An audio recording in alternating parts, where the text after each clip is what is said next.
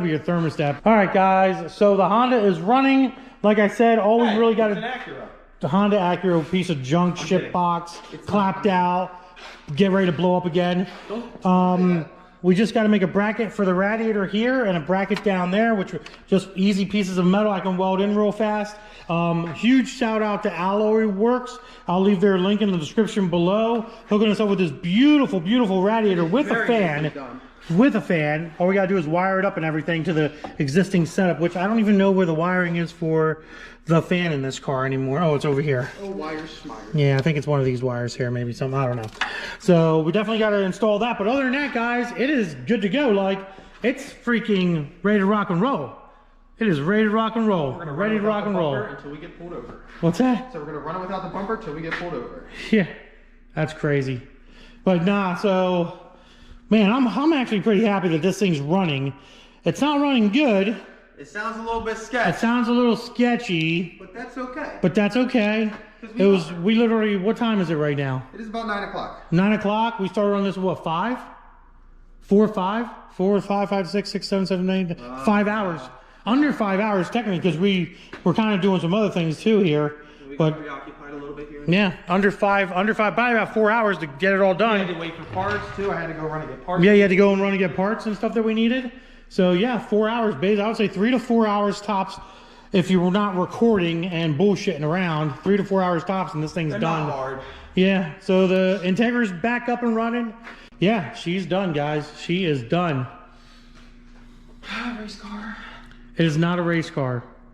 It's gonna throw people back. It is a piece of shit. The first couple videos we made of the Integra. People were like, "You guys have an Integra?" Yeah, seriously. All the new viewers that like found us from his lift kit or something. Hi They're guys, gonna be like, this is me. Yeah.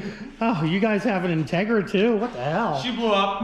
All right, guys. Well, that was the end of the video of last night, and we're back here this morning again. And I ended up mounting up Zach's radiator. So the radiator's all mounted up. It looks really nice. Made a little bracket here.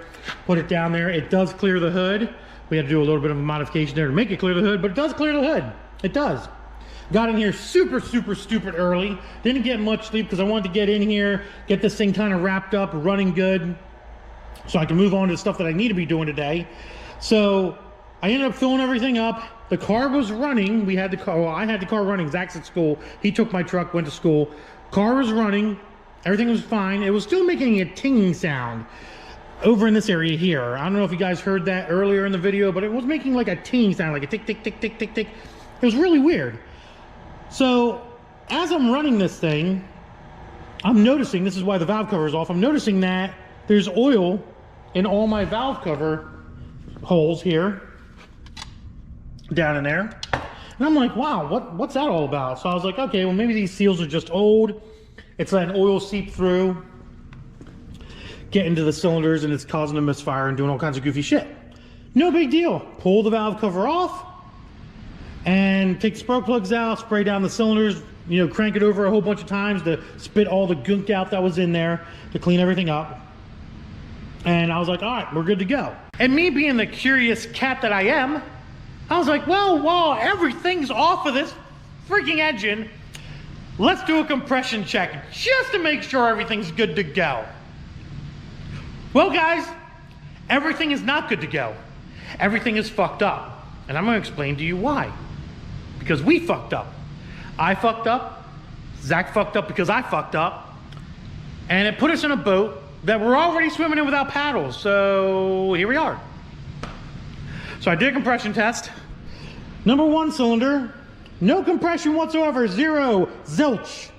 Number 2 cylinder, 250. Number 3, 250. Number 4, 250. 2.0 CRV block with a GSR head. VTEC, obviously. I'm like, what the hell's going on? Why is there number 1 cylinder no, I mean 0. I mean, it was 0, guys. And every other one was 250, which is freaking high for a Honda. Freaking high. So I'm like, okay, this is why the air gun's here. I was like, maybe what I'll do is I'll put number 4 and number 1 to top dead center. Because if I put it to top dead center, I know the valves are closed. You know where this is going, guys. You know where this is going. I spray air into number 1 cylinder. I can hear it coming out of the intake. I open the throttle up a little bit and it's spraying out even more, spraying through number 1. Go to number 4 because number 4 and number 1 are top dead center. Go to number 4, spray air in there and only hear air slowly seeping by the rings of the piston. I open the valve, I open the throttle body up while doing that, and no sound whatsoever. Number 1 going right through. So I start thinking to myself, how the hell is this possible? Why me? Why me? So I started thinking about some things. I'm like, let's go take a look at Zach's old GSR engine that he blew up.